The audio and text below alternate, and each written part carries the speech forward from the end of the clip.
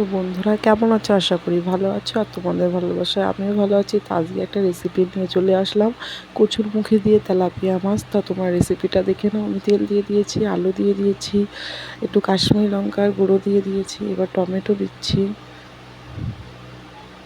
দিয়ে একটু ভাজা ভাজা করে নেব। আমি আগে থাকতেই কচুরমুখীটা ভেজে রেখেছি, মাছটা ভেজে রেখেছি। এবার মশলা দিয়ে দিলাম, দেওয়ার পরে ভালো করে নাড়িয়ে চাড়িয়ে নিলাম। একটু লবণ, একটু হলুদ দিয়ে দিলাম, ভালো করে নাড়িয়ে চাড়িয়ে নেব। নেওয়ার পরে কচুরমুখী দিয়ে একটু ভালো করে নাড়িয়ে নিতে হবে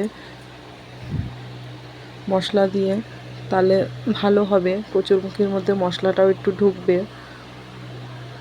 এবার ওই বাটিটাই, যেই বাটিতে মশলা করেছিলাম সেই বাটিটা ধুয়ে জলটা দিয়ে দিলাম, দিয়ে ঢাকা দিয়ে দিলাম। দেখো বন্ধুরা, কষানো ভালোভাবে হয়ে গেছে আমাদের। এবার একটু নাড়িয়ে জল দিয়ে দেবো।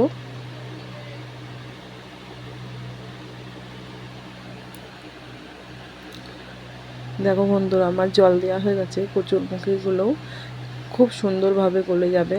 তো দেখো ঝোল ফুটছে, এবার মাছগুলো দিয়ে দেবো। এক এক করে মাছগুলো সব দিয়ে দেবো।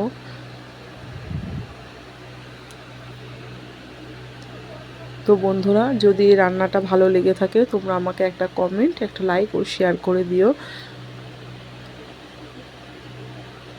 দেখো বন্ধুরা, মাছগুলো সব দিয়ে দিচ্ছি, দিয়ে একটু নাড়িয়ে নেব যাতে ঝোলগুলো মাছের গায়ে লাগে।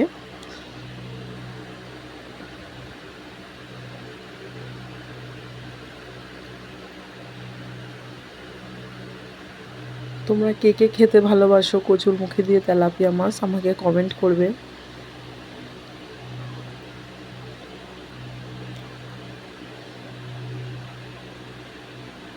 তো দেখো বন্ধুরা, আমার প্রায় হয়ে গেছে, আস্তে আস্তে তেল ছেড়ে দিচ্ছে।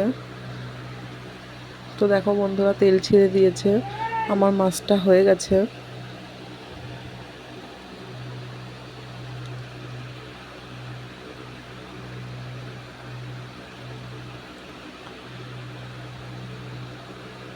তো দেখো বন্ধুরা, আমাদের হয়ে গেছে, এবার আমি নামিয়ে নেব। দেখো বন্ধুরা, হয়ে গেছে, কত সুন্দর লাগছে দেখতে, খেতেও খুব সুন্দর।